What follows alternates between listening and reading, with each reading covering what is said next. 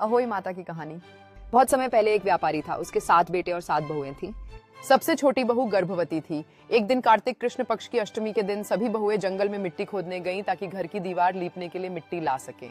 जब वे मिट्टी खोद रही थी तभी छोटी बहू ने गलती से एक सांप के बच्चे को फावड़े से मार दिया और वह मर गया।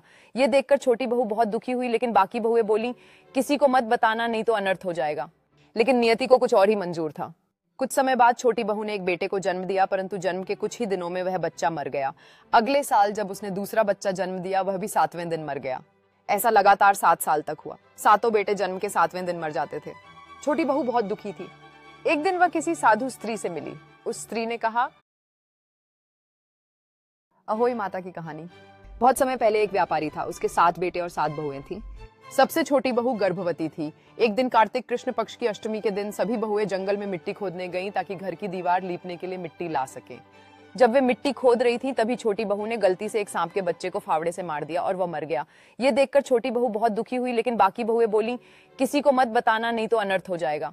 लेकिन नियति को कुछ और ही मंजूर था। कुछ समय बाद छोटी बहू ने एक बेटे को जन्म दिया, परंतु जन्म के कुछ ही दिनों में वह बच्चा मर गया। अगले साल जब उसने दूसरा बच्चा जन्म दिया, वह भी 7वें दिन मर गया। ऐसा लगातार 7 साल तक हुआ। सातों बेटे जन्म के 7वें दिन मर जाते थे। छोटी बहू बहुत दुखी थी। एक दिन वह किसी साधु स्त्री से मिली। उस स्त्री ने कहा, छोटी बहू बहुत दुखी थी। एक दिन वह किसी साधु स्त्री से मिली। उस स्त्री ने कहा, बहू, तूने कभी किसी प्राणी की हत्या की होगी, उसी का पाप तुझे सताता है। कार्तिक कृष्ण अष्टमी के दिन अहोई माता का व्रत कर तो तेरा दुख दूर होगा। छोटी बहू ने विधि विधान से अहोई माता का व्रत किया। दीवार पर अहोई माता की तस्वीर बनाई, जिसमें 7 बेटे और 7 बाघिनें बनी थीं। उसने माता से क्षमा मांगी और संतान की रक्षा की प्रार्थना की।